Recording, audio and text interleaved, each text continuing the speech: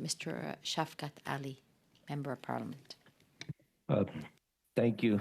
Thank you, Chair, and thank you to the witnesses for appearing before the committee. My question is to Dr. Zine. Dr. Zine, I just want to kind of expand on like intersectional Islamophobia.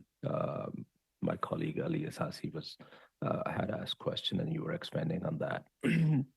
That your article in last October, how Islamophobia and anti-Palestinian racism are manufactured through disinformation, that examined some dark manifestations of Islamophobia.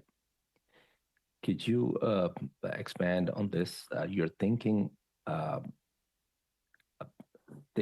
how that widespread Islamophobic sentiments lead to tragedy and bad public policy?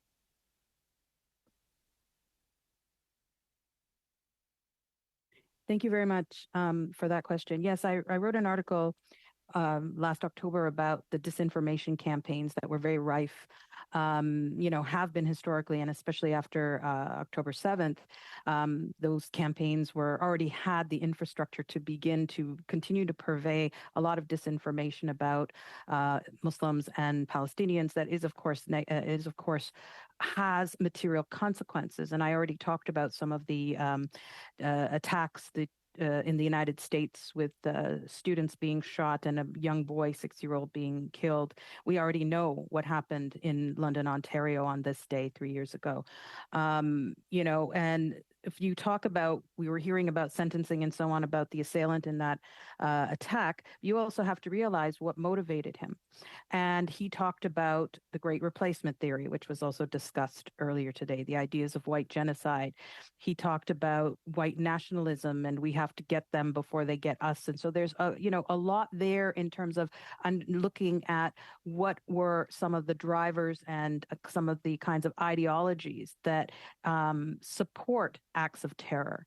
And so, whether we look at Christchurch, New Zealand, whether we look at Anders Breivik in Norway, whether we looked at, Nathaniel Veltman, there's a lot of commonality in that they rely upon a lot of conspiracy theories that are quite prevalent about Muslims. For example, the idea that Muslims are going to be like a Trojan horse or a fifth column and take over the West. That there's this Islamist boogeyman. At the core of a lot of the, going after Muslim charities is the idea that they are fronts for Hamas or the Muslim Brotherhood. And we've seen all of these kinds of discourses and ideologies. Muslims are wolves in sheep's clothing, this idea of taqiyya, they will be nice, but they're actually going to stab you in the back. I've documented about a dozen or more of those discourses in Canada in particular. And the consequences are very clear in terms of the violence that we've all talked about and that we are commemorating today. And we're seeing it in tangible ways. And because we're not hearing, I think, enough from what's going on right now on students and campuses, I want to point out that in London, Ontario, where the terror attack happened at Western University, in 2023, a report came out that documented campus hate incidents, that included death threats, where Muslim female students were accosted and told they should be raped and killed, where others were warned that, quote, all Muslims should die, and a female student wearing a kafaya was pushed and physically assaulted while another one was spat on during convocation, and a student had her tires slashed on campus because she had a Palestinian flag on her mirror. So I want to emphasize that, and I could go on and on about the hate crimes and, manifestations, but those we need to look at where are those ideas circulating that begin to inspire and justify and rationalize. Sorry, those Dr. acts. Dr. Zine, I think I have a limited time. I just have a couple more questions. I just read an article. It was published in New York Times. Which talks about that Israeli government's involvement in some social media platform or to promote anti-Muslim or Islamophobic sentiments on social media. Have you read that, and if you want to shed some lights on that, please.